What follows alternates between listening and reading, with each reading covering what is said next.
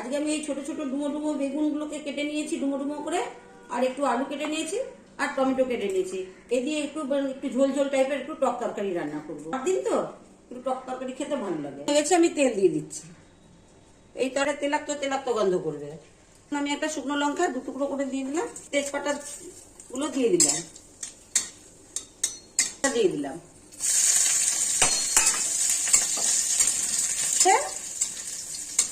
এইভাবে রসুন একটু দিলে পরে ভালো লাগে।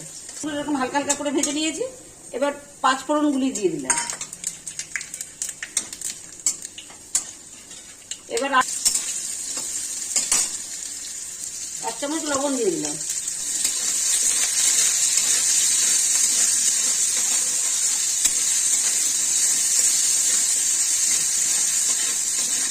অল্প করে হলুদ দিয়ে দিচ্ছি এখন।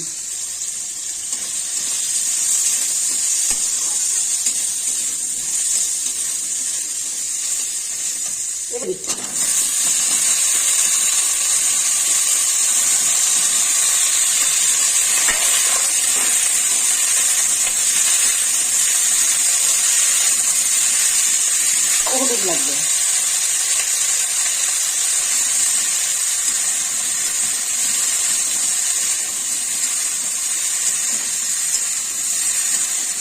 আর বেগুন আলু দিয়ে তরকারি খেতে গেলে পরে একটু উনুনের আঁচটা সবসময় একটু বাড়িয়ে রাখতে হবে।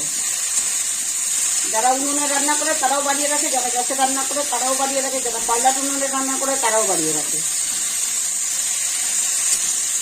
নিয়ে নিয়েছি আদা বাটা, লঙ্কা বাটা, মানে গুঁড়ো লঙ্কা আর জিরের গুঁড়ো। এর মধ্যে ধনে দেবো না, জল দিয়ে এটাকে ভিজিয়ে রাখবো। রেখে দিলে পরে মশলাটা ফুটে তাহলে ভালো হবে।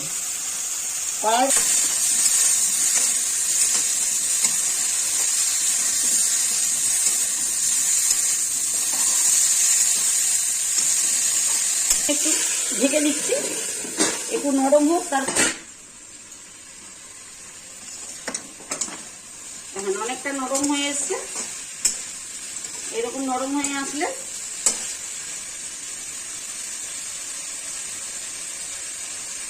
এই যে দেখুন আলুগুলো নরম হয়ে গেছে।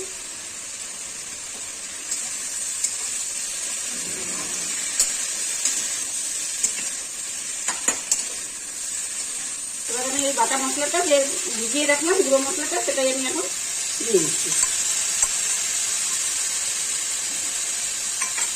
মশলা ধোয়া জলটা ছেড়ে দিলাম।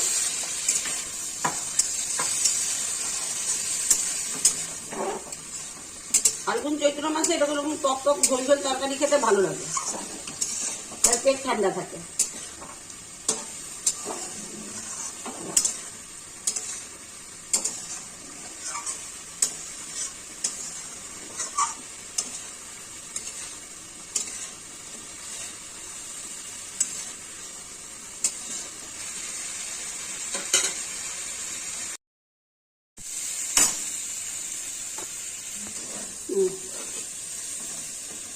এবার আমি টমেটো গুলো ছেড়ে দিচ্ছি, ঠিক মাঝখানে দিয়ে দিলাম।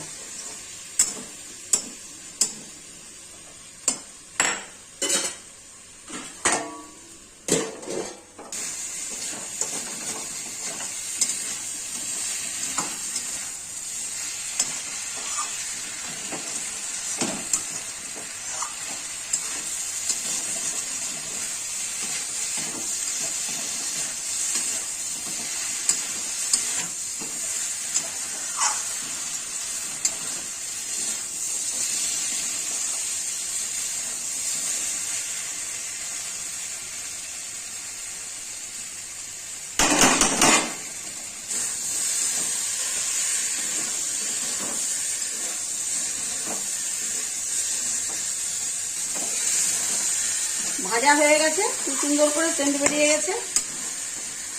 এখন আমি পরিমাণ মতো জল দিয়ে দেবো। ঠিক এইভাবে মাঝখানে দেবো, কেন যেহেতু ঠান্ডা জল, গরম জল করা হয়নি।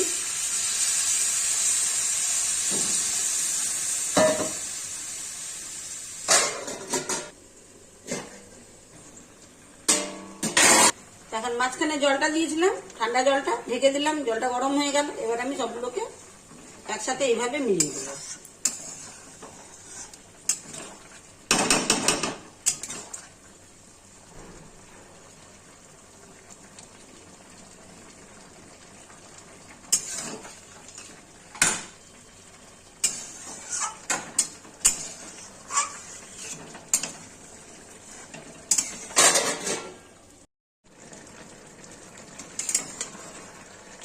বন্ধুরা দেখুন তরকারিটা কত সুন্দর হয়েছে কালার।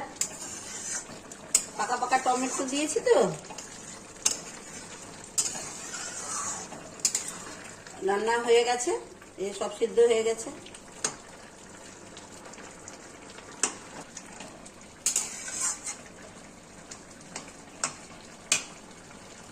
গ্যাসটা নিভিয়ে দিচ্ছি, তরকারি রান্না করা হয়ে গেছে। হ্যালো বন্ধুরা, এই বেগুন আলু টমেটো দিয়ে যে টক টক তরকারিটা রান্না করছি একটু ঝোল ঝোল টাইপের, এটা খেতে ভীষণ ভালো লাগে, যার কারণে এটা বানানো হয়েছে। আপনারাও একবার বানিয়ে খেয়ে দেখবেন বাড়িতে, খুবই ভালো লাগবে। ভাত দিয়ে খেতেও ভালো লাগবে, আপনার রুটি দিয়ে খেলেও ভালো লাগবে, আর যদি যারা মুড়ি খান একটু মুড়ি দিয়েও খেয়ে দেখবেন, খুব ভালো লাগবে। যাই হোক, এতদূর পর্যন্ত বললাম, প্রথম থেকে শেষ পর্যন্ত আমার এই ভিডিওটা দেখবেন, লাইক করবেন, শেয়ার করবেন, সাবস্ক্রাইব করবেন, সাথে থাকবেন। নমস্কার।